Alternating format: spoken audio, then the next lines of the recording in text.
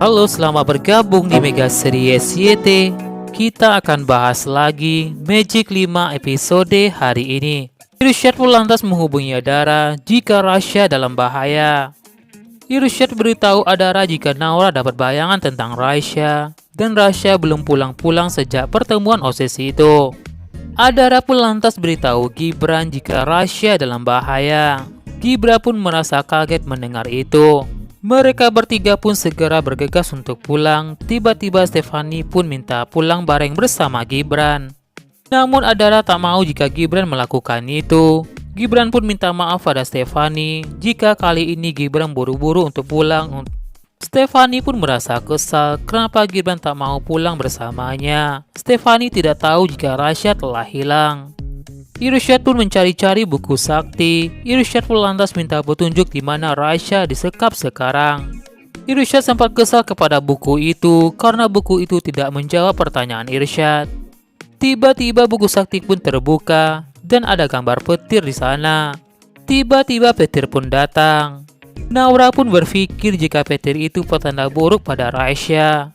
Naura ingin Rasya bertahan dan Naura bakal berusaha untuk menolong Rasya. Naura berharap jika Rasya tetap kuat. Irsyad lantas minta tolong pada gelangnya, beri petunjuk di mana Rasya.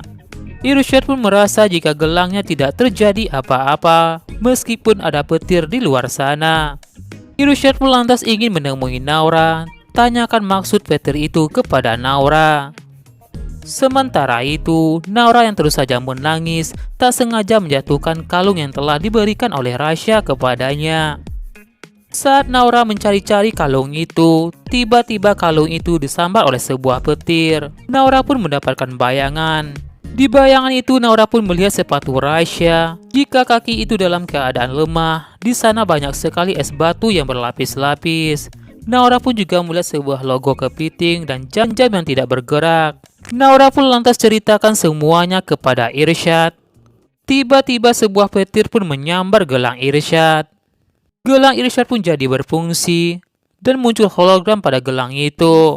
Irsyad pun melihat semua bayangan dilihat Naura pada gelang itu. Saat Irsyad ingin men-searching di mana Rasya disekap, namun sayangnya gelang itu tidak menemukan lokasi Rasya. Naura pun bertanya-tanya apakah Rasya baik-baik saja. Gibran, Adara, Dika pun datang menemui Naura dan Irsyad. Mereka pun akan membantu mencari Rasya. Adara pun minta Naura tenang, mereka pasti bisa mencari Rasya.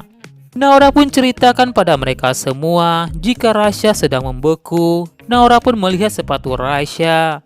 Naura yakin jika tempatnya dingin sekali. Adara pun ingin petunjuk yang detail dari Naura. Naura pun katakan jika melihat jam yang lama dan Naura melihat sebuah logo kepiting.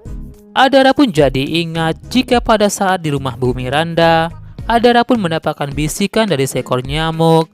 Jika nyamuk itu melihat ada yang beku tetapi bukan kepiting. Mereka pun bersama-sama bakal pecahkan petunjuk Naura.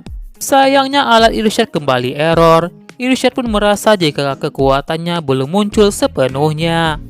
Gibran pun merasa jika tempat itu mengarah pada tempat yang tidak dipakai bertahun-tahun.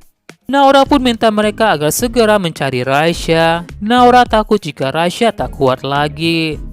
Irsyad pun kembali tanya buku sakti di mana Rasya berada. Buku sakti pun memberi petunjuk kepada mereka. Tiba-tiba muncul gambar kepala naga di buku sakti itu.